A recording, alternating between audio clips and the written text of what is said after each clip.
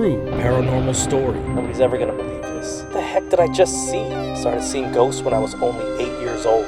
I saw that boy disappear. This isn't real. Welcome to the Raker'z Dozen. Hey guys, welcome to the Raker'z Dozen, a true paranormal stories podcast filled with eerie and unexplainable stories. I appreciate you finding our pilot episode, and I hope someday to share your own experiences here on this podcast.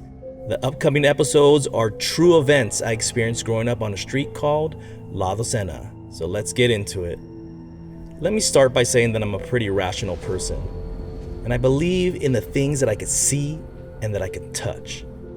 But I'm also the kind of person who uses logic to problem solve the unexplained things. And when logic can't explain something, then it's probably paranormal or supernatural. I guess you can call me a skeptic, but I'm still open to otherworldly explanations. And I wanted to share a story that my mom told me about the house we grew up in. Multiple generations grew up in my grandpa's home. And I have a lot of stories from this house and this street. But for me, a lot of it started in this house on La Docena Lane. So let's just start at the beginning. This is a story that my mom shared with me when she was in her 20s, before I was born. My mom and dad lived in my grandpa's home in my hometown of Santa Fe Springs, California. It was a 2-bedroom home and a converted garage as a 3rd bedroom. This was my mom's childhood home as well. My grandpa had moved to Arizona because of all the pool construction work was drying up here. My grandpa saw a great opportunity to follow his career and move the family out to Arizona. But since my mom already had my oldest brother, she wasn't going to move with them. She wanted to stay here. She wanted to stay in California. And so she did. My grandparents let her stay in the house as long as she paid the rent with my father. I guess this would be relevant later on, since all of my brothers, including me, would eventually grow up in this home. And ultimately there'd be 4 boys, with me being the youngest.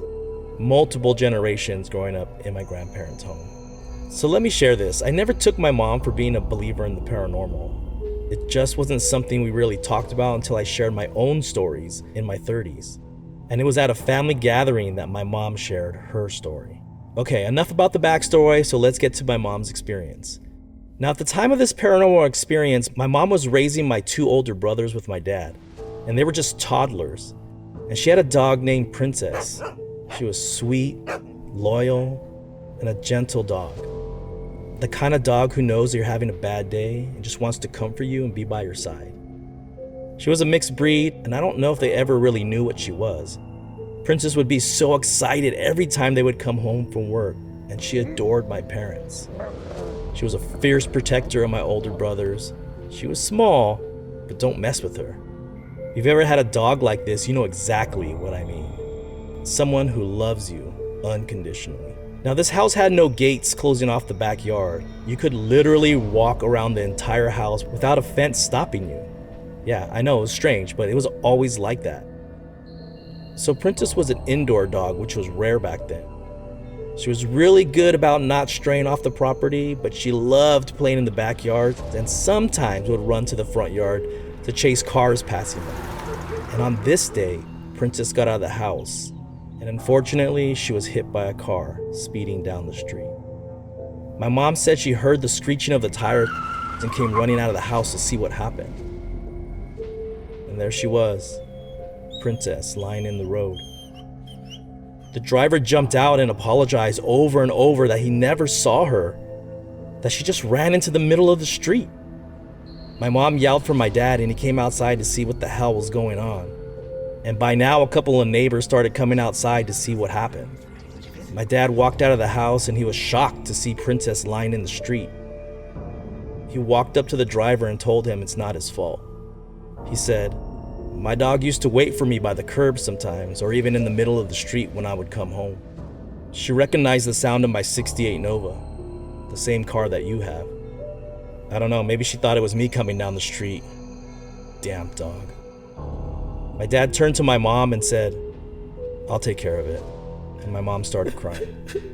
Oh my God. My dad picked up Princess knowing she had already passed, and he took her to the backyard. My mom followed him with a heavy heart. He told my mom, "She's gone, and I'm gonna bury her in the backyard on the small hill." She just nodded. Back then, people didn't take their pets to the vet like they do now. It's expensive and my parents were barely getting by. So a vet visit was out of the question. Honestly, I doubt it would have made a difference. Her injuries were fatal, and so my dad buried Princess in the backyard. Yeah, I know it sounds crazy, but that was common back then. There's even a dent in that hill where she was buried. I remembered it growing up. But a couple days later, after Princess was buried, in the middle of the night, my parents heard the sound of a dog collar. My mom woke my dad up saying she thinks there's something in the house. They both sat still for a moment, and then they heard it again. Tiny paws walking on the tiles and the jiggling of a dog collar. It sounded like it was walking around the house. My mom whispered, "I think you need to go see what it is.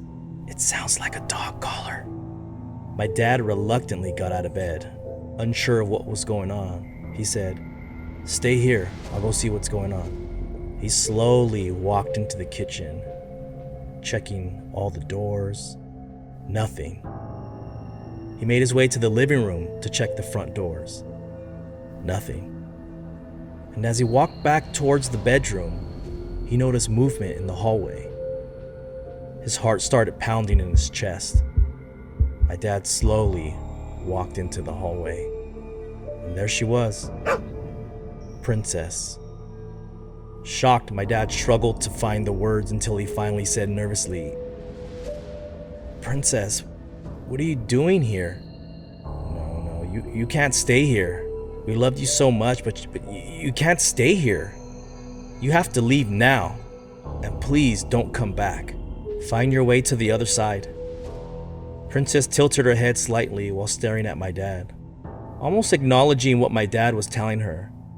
She whimpered one last time for a few moments, and then she turned and slowly jogged towards the back door near the kitchen and disappeared.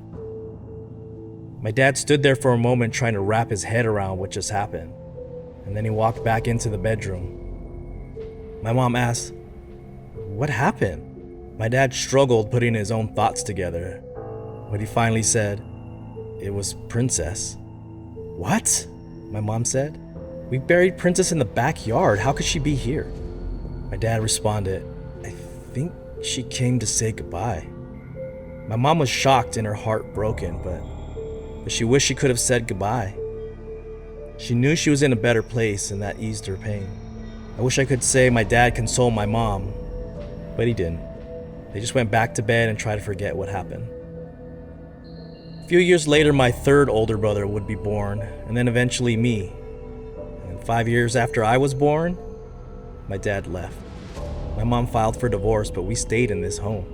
And by the time I was 8 years old, it was my turn to start experiencing a lifetime of paranormal activity. Thank you so much for listening to this episode.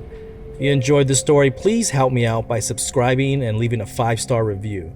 This will help the show grow so I can bring more true paranormal stories to you. And if you have a story you'd like to share, I'd love to read it. So please email me at therakersdozen@gmail.com. And don't forget to follow us on social media like Instagram, TikTok, YouTube. We are just getting off the ground, so please show some support. The links are in the description. If you're on Spotify, Apple Podcasts, or wherever you get your podcasts, please leave us a 5-star review and help us grow the show so other people who love the paranormal can find our show. And if you're on YouTube, please hit the like and subscribe button.